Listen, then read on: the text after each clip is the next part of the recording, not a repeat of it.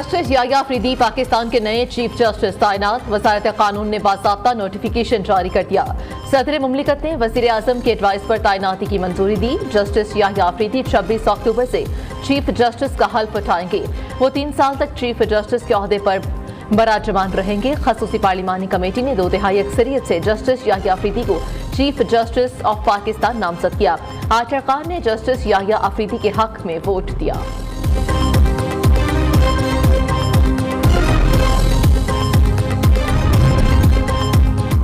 Chief justice काजी फाइज ईसा और नामजद chief justice Yahya Afridi की मुलाकात। चीफ जस्टिस काजी फाइज ईसा ने नामजद चीफ जस्टिस याह्या अफरीदी को मुबारकबाद पेश की। दोनों जजेस में पहली मुलाकात आज मुकदमात की समाअत से कबल हुई। जस्टिस याह्या अफरीदी जस्टिस मंसूर अली शाह के चैम्बर में भी गए।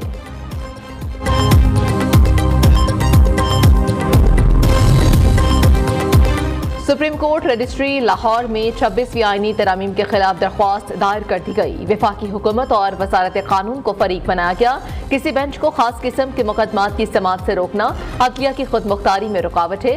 अदालत 26वीं आईनी तरमीम का गजट नोटिफिकेशन मनसूख करार दे। दरख्वास्त में इस्तदा।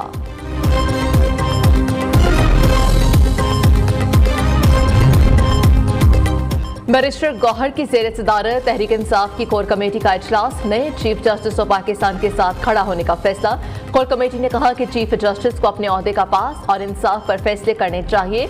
हुकूमत को सीनियरिटी को मद्देनजर रखना चाहिए था। कोर कमेटी ने अरकान के पार्लिमानी कमेटी के बाइकआउट को सराहा। आईनी तरामीम पर तहफ़्फ़ुज़ात का इजहार, चैलेंज करने पर गौर।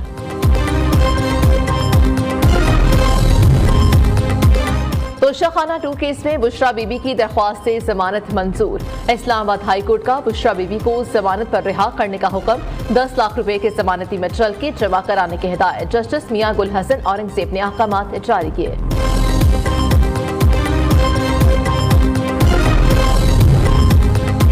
मानी पीटीआई पर हमला केस के मरकजी मुल्जिम नवीद की दरख्वास्त से जमानत मुस्तरद। लाहौर हाई कोर्ट के जस्टिस शहबाज रिजवी की सरबराही में 2 रुकनी बेंच ने समाअत की। मुल्जिम नवीद के वकील मियां दाऊद ने दलाइल दिए।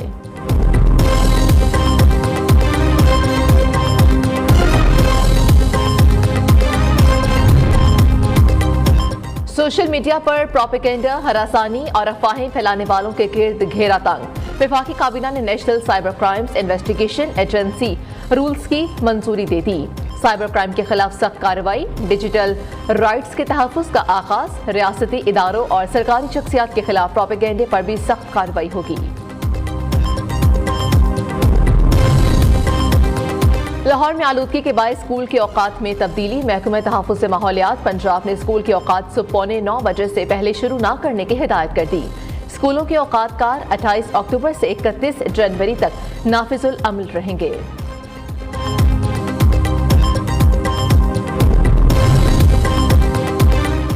बिजली सारिफीन से कैपेसिटी पेमेंट्स का बोझ उतारने का मिशन। हुकूमत ने बिजली की कीमतों में 10 रुपए तक की कमी का प्लान तैयार कर लिया। हुकूमत की कायम करदा टास्क फोर्स के प्लान की तफसीलात मौसूल।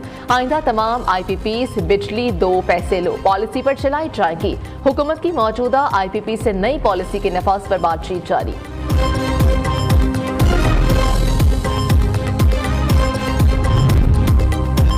एक माह के लिए बिजली की कीमत में मामूली कमी का इम्कान। माह सितंबर के FCA की मद में 70 पैसे कमी की दरख्वास्त दायर। CPPA ने सरकारी डेस्को सारिफीन के लिए कमी की दरख्वास्त दायर की। नेपरा अथॉरिटी दरख्वास्त पर 30 अक्टूबर को समाअत करेगी।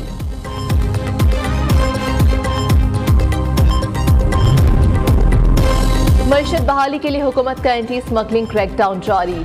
13 अक्टूबर से 22 अक्टूबर के दरमियान मुल्क भर के सिगरेट के 7,322 कार्टन, 71 मैट्रिक टन से ज्यादा आटा बरामद। कपड़े के 184 थान, 160 लीटर ईरानी तेल और बड़ी मिकदार में चीनी कब्जे में ली गई। कानून नाफिज करने वाले इदारे मुल्क को मुश्किल वक्त से निकालने के लिए स्मगलिंग के खिलाफ कार्रवाइयां जारी रखने के लिए पुरअज़्म।